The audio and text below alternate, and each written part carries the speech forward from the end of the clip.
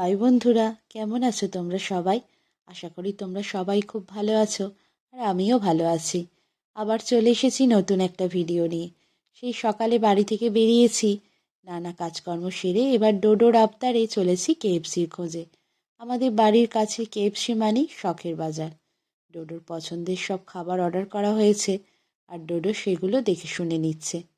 খাওয়া দাওয়া করে এখন আমরা এগোচ্ছি গাড়ির দিকে, কারণ পার্কিংটা পেয়েছিলাম অনেকটা দূরে। এদিকে গাড়ির চাকাও পাংচার হয়ে গেছে শুনছি। যাই হোক, কাছাকাছির মধ্যে লিকটা সারানো গেল। ফেরার সময় একটু ভাবলাম স্বামীনারায়ণ টেম্পলটা ঘুরেই যাই। রাতের আলোয় এক মায়াবী পরিবেশ সৃষ্টি হয়েছে।